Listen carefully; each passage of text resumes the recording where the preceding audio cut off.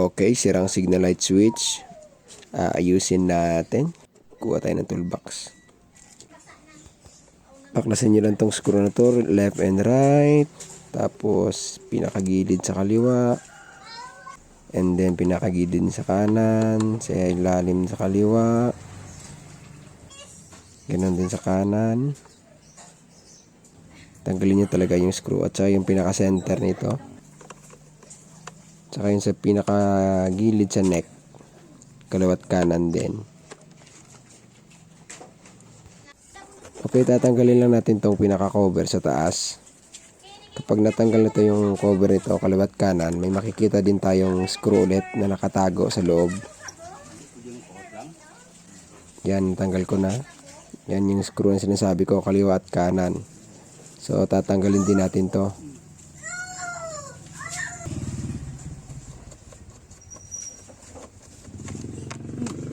And then, tatanggalin din natin yung side mirror para mabaklas natin yung pinaka-cover.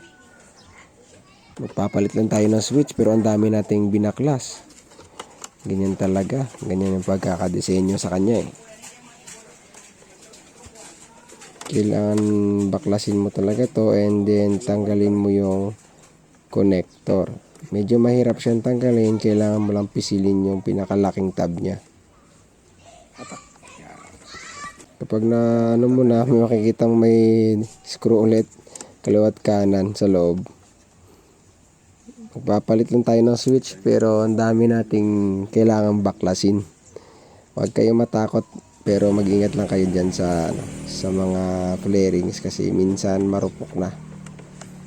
Madaling mabasag pag sobra sa higpit o biglaan ng pagkakaluwag. And then nakita ko na yung switch, pinakapuno niya. Yan, tinanggal ko muna ang pinakailalim para mas madali. Pisilin mo lang yan, taka bunutin. Yan, tinignan ko yung pinakabagong switch na binili ko, 40 pesos lang.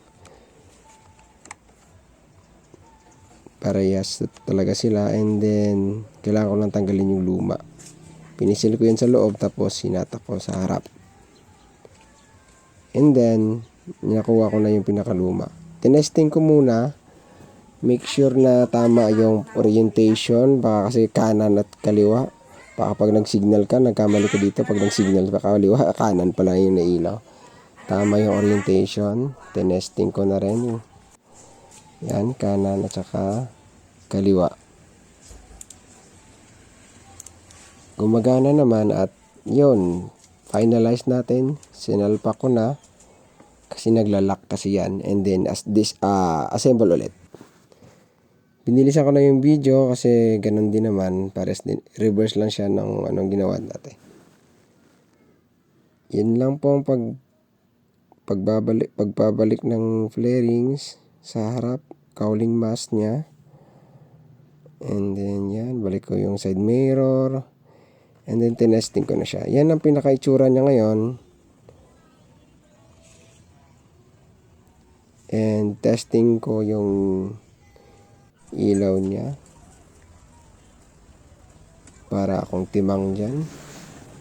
Yan. Testing pa kaliwa, pa kanan, signal light. And then okay. Thank you po. Maraming salamat sa mga views nyo. Thank you. Yan lamang po. Next time. Sa susunod na naman ulit.